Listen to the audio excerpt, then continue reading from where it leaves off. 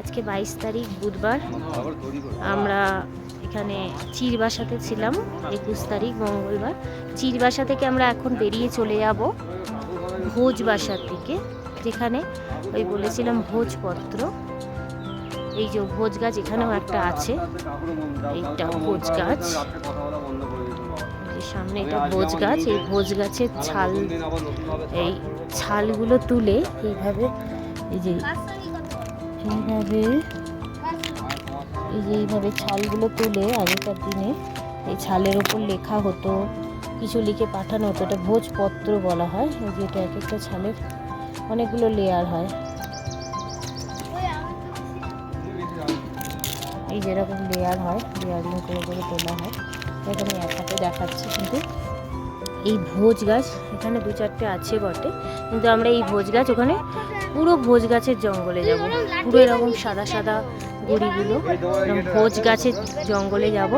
এখান থেকে চিরবাসা থেকে 5 কিলোমিটার দূরে, আমরা 5 কিলোমিটার এই পাহাড়ি রাস্তায় হাঁটবো, হেঁটে ভোজবাসায় পৌঁছবো। এখন আমাদের টেন্টগুলো সব ভাঁজ করে দেওয়া হচ্ছে। আমরা রাত্রিবেলা এই টেন্টগুলোয় ছিলাম, আর এই টেন্টটার মধ্যে আমাদের রান্না হয়েছে।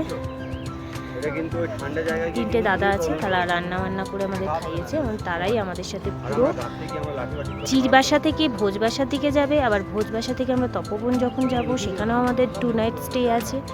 সেই সময়ও তপবনে গিয়েও এই দাদারা আমাদের সাথে থাকবে। এখন আমরা ভোজবাসার দিকে রওনা দেবো। এই যে সবাই আমরা প্রায় রেডি, লাগেজ ফাগেজ সব রেডি করে নিয়েছি। তবে সকালবেলা একটা জিনিস কি, ভোজপত্রের ওপর আমি এখানকার ভোজ গাছের ভোজপত্রের ওপর আমি নিজের একটা ড্রয়িং স্কেচ করেছি, তাও আবার ভোজ গাছই এঁকেছি ভোজপত্রের ওপরে। তো সেটা সারপ্রাইজ, সেটা আমি পরে শেয়ার করব তোমাদের সাথে। চলো এখন ভোজপত্রের ভোজ গাছের বনের দিকে চলে যাব। আমাদের এখন 5 কিলোমিটার জার্নি করতে হবে, অনেক দূর। চলো আমাদেরকে দেখাবো তারপরে কি হচ্ছে।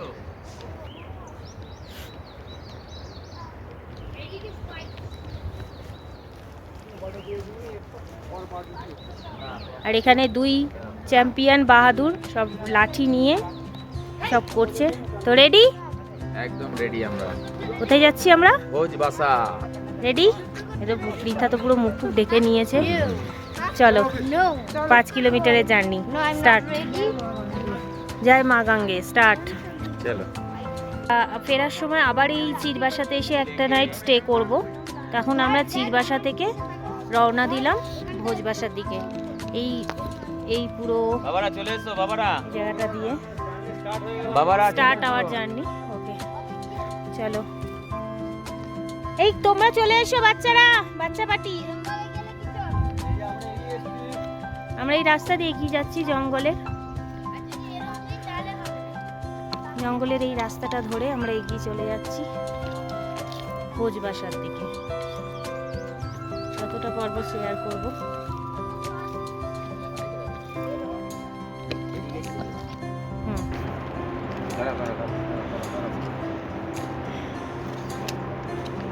আর কি দূর?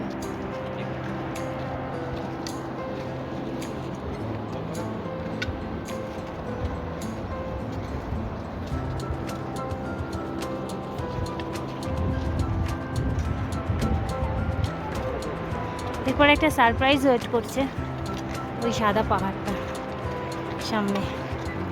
এই উঠবো, ওঠার পর ও এই পাহাড়টা সামনে, দূরের ওই সাদা পাহাড়টা।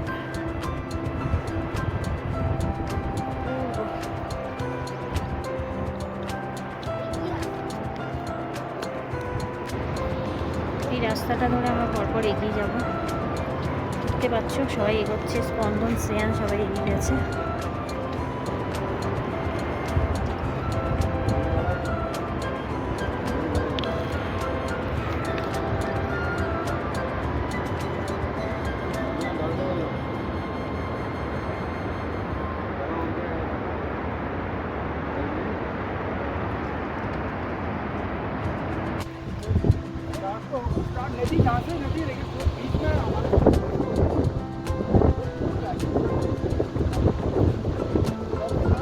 এই দিক দিয়ে আমরা হেঁটে হেঁটে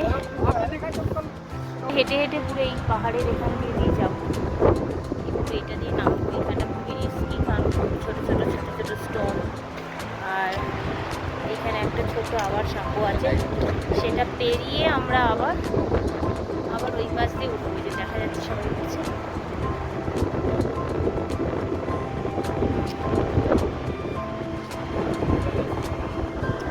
এই পথ ধরে চললাম সামনে, এই যে এই সামনে দুই পথ ধরে চলবো, দেখা যাক। এটা ভাগীরথী 1 2 3 পিক দেখা যাচ্ছে। 1 2 3 স্টোন ফলিং এরিয়া, খুব ডেঞ্জারাস জোনে ঢুকে পড়েছি, কারণ এখান দিয়ে যে কোনো সময় পাওয়া যেতে পারে। চলো আস্তে আস্তে ভগবানের নাম নিতে নিতে এগিয়ে যাই।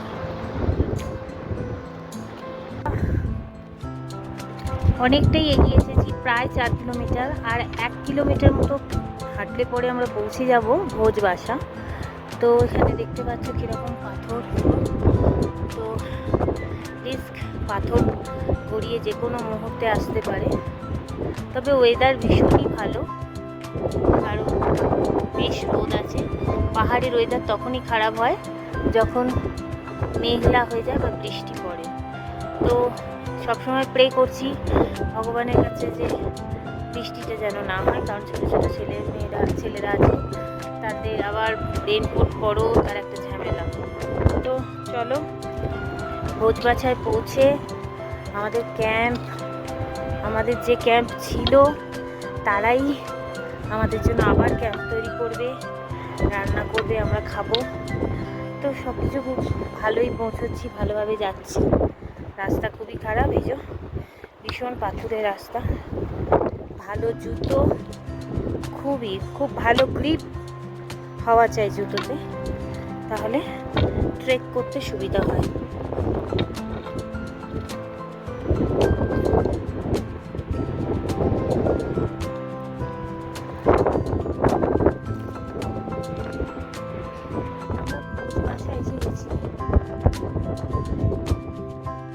এই যে ভোজবাসা, এখানে পরপর কত ক্যাম্প।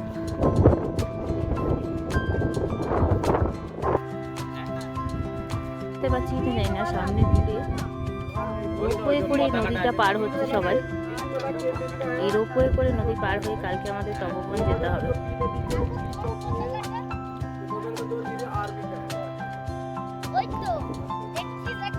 এটা মিলিটারি ক্যাম্প, এটা পুলিশ চৌকি,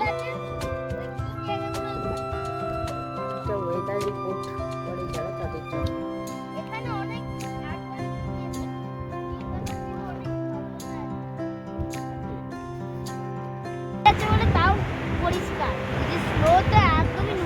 রোপওয়ে করে এই নদী পার হতে হবে, তবে ওইদিকে আমাদের তপবন যেতে পারবে।